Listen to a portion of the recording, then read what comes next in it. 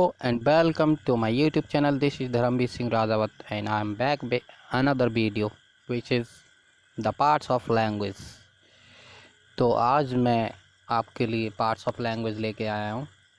I am sure कि किसी ने भी इस तरह का पार्ट्स ऑफ लैंग्वेज शायद ही क्लियर किया हो। चलिए देखते हैं। आज अपन इसमें जो फर्स्ट इसका वो है टर्म है उसको बोलते हैं फोनीम्स। तो यहाँ से क्या है क्वेश्चंस पुट किए जाते हैं, फोनीम्स, मॉर्फीम्स, सिंटैक्स, सीमेंटिक, इस तरह के कुछ पार्ट्स ऑफ लैंग्वेज हैं। वहाँ से क्वेश्चन सीधे सीधे आ जाते हैं। तो ये आपका फर्स्ट चैप्टर में ये लैंग्वेज लर्निंग एंड एक्विजिशन से। तो चलिए स्टार्ट करते हैं। फोनीम्स, इसको बोलते हैं स्वनिम। तो फोनीम्स क्या होते हैं? Phonemes are the smallest unit of language, means it has no specific meaning itself, yet it can change the meaning of the other words। मतलब ये है कि जो फोनीम होता है ना, वो क्या कर सकता है, अपने आप में सबसे छोटी लैंग्वेज की यूनिट होता है, लेकिन इसका कोई मीनिंग नहीं होता। जैसे बच्चे होते हैं, बैबलिंग करते हैं स्टार्टिंग में, तो उसको फोनीम ही कहेंगे, क्योंकि उसका कुछ मीनिंग नहीं होता। आ वा ला ऐसे कुछ भी बोलते रहते छोटे बच्चे। तो स्टार्टिंग जब करते हैं तो फोनीम से ही करते हैं बच्चे, तो इसीलिए उसको फोनीम को क्या कहा गया? Smallest unit of a language. चलिए इसके बारे में जो क्वेश्चन है वो भी साथ में इस वीडियो में अपन ऐड कर रहे हैं। ये नया चेंज है। चलिए देखते हैं। तो फर्स्ट क्वेश्चन क्या, what does a child speak with in 2-3 months. 2-3 महीने तक क्या बोलते रहता है बच्चा? फोनीम्स ही बोलता है, उसका कोई मीनिंग नहीं होता। Which is the smallest unit of a language. तो स्मॉलेस्ट यूनिट लैंग्वेज की क्या होती है? उसको फोनीम ही बोलते हैं। What can change the meaning of the word but it has no specific meaning itself. तो उस फोनीम ही होता है। इस तरह के क्वेश्चन डायरेक्ट आ जाते हैं एग्ज़ाम में, तो बिल्कुल भी गलत नहीं करके आना है ये वीडियो देखने के बाद। चलिए नोट क्या है, इम्पोर्टेंट है, इसको देखते हैं। चलिए, there is no one to one relation between letters and phonemes। For example, in the word shape there are 3 phonemes s, a and p, but there are 5 words in it। तो यहाँ पे ये कहा जा रहा है, फोनीम्स को और डीपली समझाया गया है यहाँ पे। और ये क्या कह रहे हैं कि जो शेप वर्ड है, कुछ लोग जैसे कुछ यूट्यूबर हैं वो क्या है, गलत तरह का वीडियो डाल देते हैं, उनसे अपन को कुछ लेना देना नहीं है, अपन तो यहाँ पे पढ़ रहे हैं। चलिए, तो यहाँ पे क्या शेप है इसको समझाएंगे। इससे पहले अपन ये चीज़ पॉइंट क्लियर करते हैं कि यहाँ पे कोई 1-to-1 रिलेशन नहीं होता लेटर्स और फोनीम्स का। मतलब कोई भी कनेक्शन नहीं होता डायरेक्ट लेटर का और फोनीम्स का। जैसे कि शेप है, शेप में लेटर्स तो कितने हैं? 5 हैं, बट वहाँ पे फोनीम कितने? 3 ही है। इसीलिए लेटर्स का फोनीम से कोई कनेक्शन नहीं होता, क्योंकि लेटर से अगर कनेक्शन होता तो 5 लेटर हैं तो 5 ही फोनीम होने चाहिए थे। लेकिन यहाँ पे क्या, ऐसा नहीं है। In this way we can say that, हम कह सकते हैं कि इस तरह से क्या होता है, ये phoneme is related to the sounds. किससे रिलेटेड होता है फोनीम? साउंड से होता है। It is not directly connected to the words, यानी कि फोनीम क्या है, वर्ड्स से कनेक्टेड नहीं होता। चलिए इसके बाद अपन बात करते हैं किसकी, इसके बाद बात करते हैं अपन इंग्लिश लैंग्वेज के फोनीम्स की बात कर रहे हैं। यहाँ से भी क्वेश्चंस डायरेक्टली पुट कर दिए जाते हैं। तो यहाँ पे क्या टोटल कितने फोनीम्स होते हैं? फोनीम्स मतलब होता है साउंड की स्मॉलेस्ट यूनिट, यानी कि साउंड ही होते हैं एक तरह के। तो 44 साउंड होते हैं इंग्लिश लैंग्वेज में, और इनको 3 टाइप में डिवाइड किया गया है। वोवल्स बोलते हैं, फर्स्ट जो टाइप उसको वोवल बोलते हैं, सेकेंड है उसको कॉन्सोनेंट बोलते हैं, और थर्ड है डिप्थोंग बोलते हैं। वोवल्स कितने होते हैं इंग्लिश में टोटल? अगर फोनीम के बेस पे वोवल कितने होते हैं? 12 साउंड होते हैं वोवल्स के। लेकिन टोटल वोवल्स तो प्योर वोवल होते हैं 5, ये तो सबको पता है। लेकिन अगर बात करें अपन वोवल साउंड की तो 12 होते हैं। ये ध्यान रखना है, इम्पोर्टेंट है। यहाँ से क्वेश्चन सीधा सीधा आ जाता है एग्जाम में। चलिए, कॉन्सोनेंट कितने होते हैं टोटल इंग्लिश में? कॉन्सोनेंट टोटल होते हैं, यहाँ पे कॉन्सोनेंट साउंड्स की बात हो रही है, ये भी ध्यान रखना है। 24 कॉन्सोनेंट साउंड होते हैं इंग्लिश में। और डिप्थोंग कितने होते हैं? अब डिप्थोंग होता क्या है पहले तो ये क्लियर कर लें। जब 2 अलग अलग वोवल मिल जाते हैं ना, तो जो नया वोवल बन जाता है दोनों को मिलाने से, उसको कहते हैं डिप्थोंग। क्लियर है। और टोटल 8 डिप्थोंग है इंग्लिश लैंग्वेज में। यहाँ से क्वेश्चंस आ जाते हैं, तो यहाँ पे बिल्कुल भी कंफ्यूज नहीं होना है। In this way there are 44 sounds in English language. मतलब टोटल कितने फोनिम्स होते हैं इंग्लिश लैंग्वेज में? 44 होते हैं। यहाँ से क्वेश्चंस आ जाते हैं सीधे सीधे। वोवल साउंड कितने होते हैं इंग्लिश लैंग्वेज में? तो 12 होते हैं। कॉन्सोनेंट साउंड कितने होते हैं? 24 होते हैं। डिप्थोंग कितने होते हैं? 8 डिप्थोंग होते हैं। टोटल फोनिम्स कितने इंग्लिश लैंग्वेज में? 44 होते हैं। चलिए, इसके बाद अपन चलते हैं नेक्स्ट पार्ट की ओर। मॉर्फीम है, मॉर्फीम ही है। चलिए, मॉर्फीम की जब अपन बात करते हैं तो चलिए पढ़ते हैं। The smallest meaningful unit of language is called morpheme. Morpheme क्या होता है? भाषा की सबसे छोटी सार्थक इकाई। मतलब ऐसी इकाई, ऐसे वर्ड्स जिनका कोई अर्थ होता है, उन्हीं को मॉर्फीम कहते हैं। अदरवाइज वो क्या बन जाते हैं? फोनीम बन जाते हैं। जैसा कि यहाँ पे बताया गया है, एक फोनीम से जब दूसरा फोनीम मिल जाता है तो क्या बन जाता है? नया मॉर्फीम बनता है। और मॉर्फीम को मॉर्फीम से मिलाकर भी नया मॉर्फीम बन सकता है। यहाँ पे ये भी चीज़ समझना है। क्लियर है। चलिए, there are 2 types of morphemes. 2 तरह के मॉर्फीम होते हैं इंग्लिश लैंग्वेज में, फ्री मॉर्फीम्स और बाउंड मॉर्फीम। फ्री मॉर्फीम्स क्या होते हैं? फ्री मॉर्फीम्स वे रूट वर्ड्स होते हैं, या एक प्रकार के हिंदी बोलते हैं इनको रूपम। ऐसे स्वतंत्र रूप में होते हैं जिनके पार्ट नहीं बना सकते हैं, अपन डिवाइड नहीं कर सकते। जैसे एक्ट है, तो एक्ट से कोई नया वर्ड बन सकता है, बट आप कहोगे एक्ट में से टी अलग कर दो, ए अलग कर दो, सी, तो नहीं होगा। ऐसे ड्यू है, टाइप है, इस तरह के बहुत सारे छोटे छोटे वर्ड्स होते हैं। जैसे ईट होता है, सिट होता है, गो होता है, बहुत सारे वर्ड्स हैं जो क्या होते हैं? फ्री मॉर्फीम होते हैं इंग्लिश लैंग्वेज में। इसके बाद बात करते हैं अपने बाउंड मॉर्फीम की। तो बाउंड मॉर्फीम क्या होते हैं? आश्रित रूप में वे शब्द होते हैं जो अव्यय प्रत्यय होते हैं, मतलब प्रीफिक्स सफिक्स, इस तरह के वर्ड्स होते हैं। और इनका मीनिंग होता है प्रीफिक्स सफिक्स का। ऐसा नहीं होता प्रीफिक्स का सफिक्स का मीनिंग नहीं होता, और मीनिंग होने के कारण ही इनको मॉर्फीम की कैटेगरी में डाल दिया।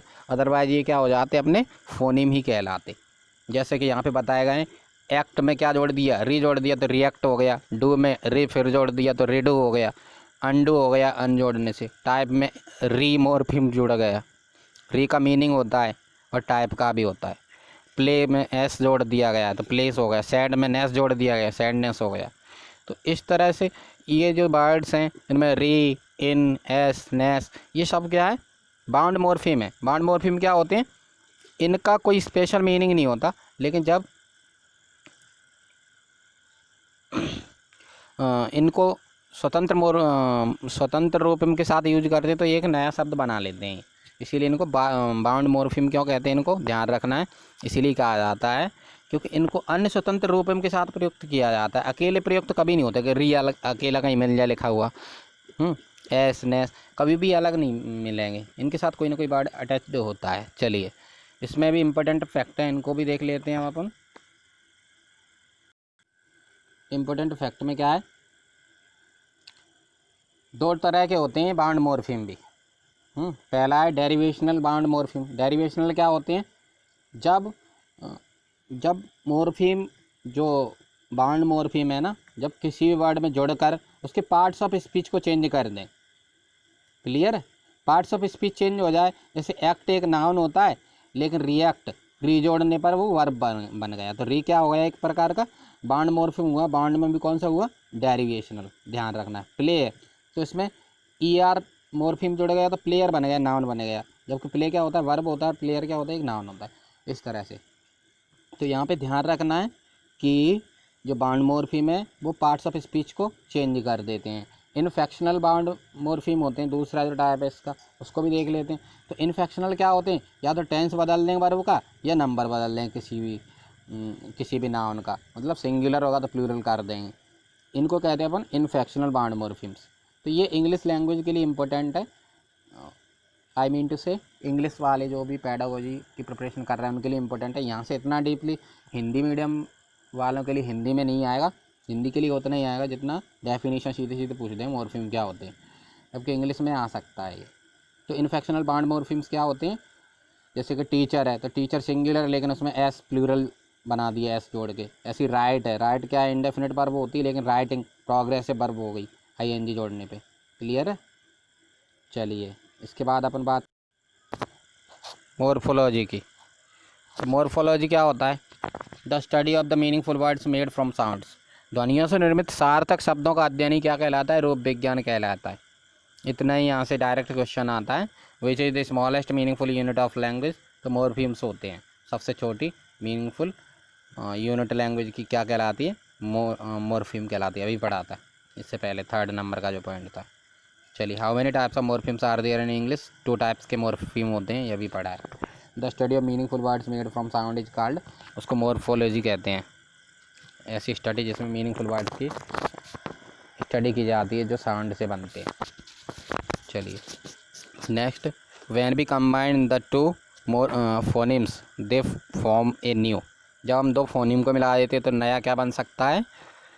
मॉर्फीम बन जाता है। Does every morpheme has its own meaning. क्या हर मॉर्फीम का अपना मीनिंग होता है? तो बिल्कुल सही बात है। ये मॉर्फीम कितना भी छोटा हो, जब तक उसका मीनिंग निकल रहा है तब तक उसको मॉर्फीम कहेंगे, और मीनिंग नहीं निकाल पा रहे हैं अगर अपन, तो उसको क्या कहने लगेंगे? फोनिम कहते हैं फिर।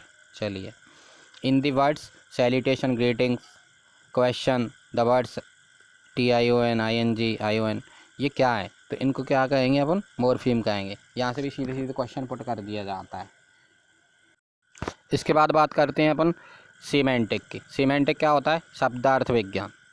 तो शब्दार्थ विज्ञान क्या होता है? It means the expression of sense thought through words and meaning. यानी कि इसका अर्थ होता है शब्दों और अर्थों के प्रयोग से अपने विचारों को अभिव्यक्त करना। यही होता है semantic. Semantic primarily focuses on the sense, it doesn't care about the arrangement of words. यानी कि सेमेंटिकली कोई सेंटेंस करेक्ट है, जरूरी नहीं कि उसका अर्थ निकाला ही जा सकता, लेकिन विचार जरूर व्यक्त कर सकते हैं। जैसे मैं कहूँ मैं खाता हूँ खाना। तो ये क्या है? मैंने व्यक्त तो कर दिया कि मैं खाता हूँ खाना, लेकिन वो क्या है? सीमेंटिकली करेक्ट है क्योंकि उसका मीनिंग क्लियर है। शब्दार्थ विज्ञान में अर्थ पर जोर नहीं दिया जाता, शब्दों के ऊपर नहीं, मतलब अर्थ के ऊपर जोर दिया जाता है, शब्दों के ऊपर नहीं। तो यहाँ मैं वही बात कर रहा हूँ, मैंने बोला मैं खाता हूँ खाना, यहाँ पे क्या है? क्लियर है कि मैं खाना खाता हूँ, बट वहाँ पे शब्दों को देखा जाए तो अरेंज नहीं है, मैं खाना खाता हूँ सही होता। तो सीमेंटिकली कोई सेंटेंस करेक्ट है, इसका मतलब ये भी नहीं है कि वो ग्रामेटिकली करेक्ट है। यहाँ पे ये चीज़ समझने की है। 6th जो पॉइंट है उसमें अपन बात करते हैं अब सिंटैक्स, या सिंटैक्टिकली नाम है इसका, वाक्य विन्यास बोलते हैं। तो ये ग्रामर से क्लोजली रिलेटेड है। क्लियर है? ग्रामर के प्रोस्पेक्टस से देखते हैं, जब कोई सेंटेंस करेक्ट होता है तो उसको अपन क्या बोलते हैं? सिंटैक्स इसका राइट है। और इंग्लिश में सिंटैक्स क्या होता है? Subject plus verb plus object. जबकि हिंदी में क्या होता है? कर्ता प्लस कर्म प्लस क्रिया। जैसे वे क्रिकेट खेलते हैं तो दे प्ले क्रिकेट, तो they play cricket, cricket object हो गया, और वर्ब क्या हो गई? प्ले, और सब्जेक्ट क्या हो गया? दे। ऐसे ही वे क्रिकेट खेलते हैं तो हिंदी में क्या आएगा? पहले कर्ता आएगा, फिर क्रिकेट आएगी, यानी कर्म आएगा, फिर क्रिया, खेलते हैं। तो हिंदी में थोड़ा सा चेंज हो जाता है। ऐसे बहुत सारी लैंग्वेज हैं वर्ल्ड में। जैसे कि एक फिनलैंड की लैंग्वेज है, तो फिनलैंड में क्या होता है? इस पर ध्यान नहीं देते हैं वो, अरेंजमेंट ऑफ वर्ड्स पे, उसका मीनिंग पे ही वो फोकस करते हैं। चलिए, इसके बाद बात करते हैं अपन प्रैग्मेटिक की। तो भावाभिव्यक्ति बोलते हैं इसको। प्रैग्मेटिक क्या है? भाषा बोलते समय किए जाने वाले भाव परिवर्तनों का अध्ययन, यानी the study of the expressions through the postures और एक्सपोजर इज कॉल्ड प्रैग्मेटिक। यानी कि जब भी हम कुछ बोलते हैं तो बोलते टाइम हमारा हाव भाव कैसा है, उसी के बारे में पढ़ना ही क्या कहलाता है? प्रैग्मेटिक होता है। क्लियर है? जैसे कोई गुस्सा है तो गुस्से में किस तरह से एक्सप्रेस करेंगे गुस्से को। अगर हम उसको प्रैग्मेटिकली कोई चीज़ करेक्ट नहीं बोले तो वो क्या लगेगी? हंसी भी हो सकती है। कोई भी चीज़ हम गुस्से में बोल रहे हैं लेकिन हंस रहे हैं तो वो गुस्से का इफेक्ट ही नहीं पड़ेगा। कोई भी चीज़ का इफेक्ट डालना है हमें तो उसके हिसाब से उसको डील करना होता है। जब हमें कोई भी चीज़ है, जैसे मजाक की बात कर रहे हैं तो मजाक के टाइम पे ही मजाक चलेगा। मजाक में क्या, कोई गुस्से की बात कर दे तो वहाँ पे क्या है? वो आउट ऑफ कवरेज हो जाता है लोगों की। अब आते हैं इस चैप्टर के इम्पोर्टेंट क्वेश्चंस की तरफ। Grammar should be taught by. तो ग्रामर किसके द्वारा टॉट किया जाना चाहिए? Giving clear explanations, enabling practice in context, asking students to learn rules, making learners do return assignment. यानी कि क्लियर एक्सप्लेनेशन दे के ग्रामर पढ़ाना चाहिए, प्रैक्टिस कॉन्टेक्स्ट यानी संदर्भ में उनको रियल लाइफ सिचुएशन में इनेबल करके ग्रामर को पढ़ाना चाहिए, या फिर स्टूडेंट को कहना चाहिए स्टूडेंट रूल को क्रैम कर लें, या फिर असाइनमेंट यानी कि प्रोजेक्ट दिए जाने चाहिए बनाने के लिए। तो यहाँ पे क्या सीधी सी बात है, एनसीईआरटी में भी हमने थोड़ा बहुत पढ़ा है अपन लोगों ने। तो यहाँ पे क्या बताया गया कि practice in context, real life में ही जोड़ के हमें ग्रामर पढ़ना चाहिए। चलिए इसके बाद बात करते हैं अपन नेक्स्ट क्वेश्चन की तरफ। नेक्स्ट क्वेश्चन क्या कह रहा है, there are 44 sounds in English, out of this how many sounds are vowels and how many sounds are consonants respectively. यानी कि वोवल्स कितने हैं इंग्लिश में और कॉन्सोनेंट्स कितने हैं। पहले वोवल्स की संख्या पूछी गई, बाद में कॉन्सोनेंट्स की। तो ये वाला ऑप्शन करेक्ट है। अभी बढ़ा था 44 साउंड है, 20 क्या होते हैं वोवल होते हैं, 24 क्या होते हैं कॉन्सोनेंट्स होते हैं। और 20 वोवल्स में से भी 8 क्या होते हैं डिप्थोंग होते हैं, और 12 क्या होते हैं प्योर वोवल होते हैं। ये ध्यान रखना है। चलिए नेक्स्ट क्वेश्चन है, which one of the following is not true about the English language across the world. Status of English language across the world, world में इंग्लिश लैंग्वेज की जो स्टेटस है उसके बारे में क्या चीज़ें जो राइट नहीं है, नहीं लगा है, यहाँ पे ध्यान देना है। क्लियर है। तो हेरिटेज लैंग्वेज नहीं है वर्ल्ड में, बी वाला ऑप्शन क्या है रॉन्ग है। English as a native language foreign language भी है बहुत सारे कंट्री, सेकेंड लैंग्वेज भी है, लेकिन जो बी वाला ऑप्शन है वो रॉन्ग है। चलिए the study of birds and their meanings is known as, जब बर्ड्स की और उनके मीनिंग की स्टडी करते हैं उसको क्या बोलते हैं सेमेंटिक्स बोलते हैं। चलिए नेक्स्ट क्वेश्चन, एटिमोलॉजी क्या होता है।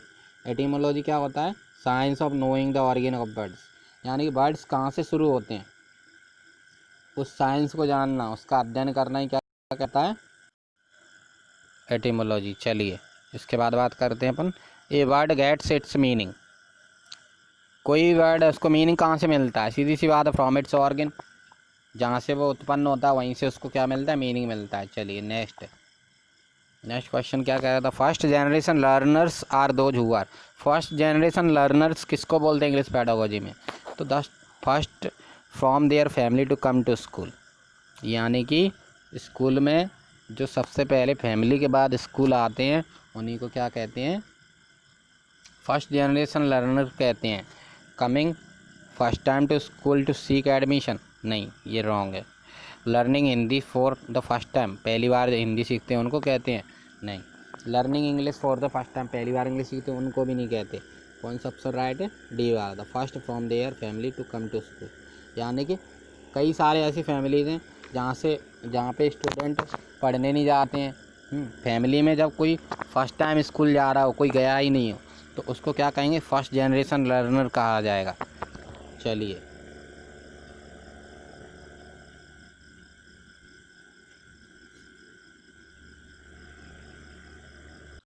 इसके बाद बात करते हैं अपन, एक good paragraph writing in English involves. Good paragraph writing कब होती है, करेक्ट पंक्चुएशन के थ्रू होती है, आइडियाज़ प्रेजेंटेशन एंड कॉम्प्रहेंस के थ्रू होती है, फ्लोरी लैंग्वेज के थ्रू होती है, लेजिबल हैंड राइटिंग के थ्रू होती है। तो हमेशा ध्यान रखना, जब हम आइडिया और यानी कि विचार और प्रस्तुतिकरण और समझ, कॉम्प्रहेंशन है ये थोड़ा रॉन्गली टाइप हो गया, तो जब हम समझ के साथ अपने विचारों को अभिव्यक्त करेंगे, प्रस्तुत करेंगे, तो वो क्या है वही पैराग्राफ गुड पैराग्राफ कहा जाएगा। Children can best learn a language when they having, बच्चे अच्छे से लैंग्वेज सीख सकते जब उनके पास क्या हो, सबको पता है मोटिवेशन नहीं होगी तब तक हम कोई भी चीज़ नहीं करते हैं।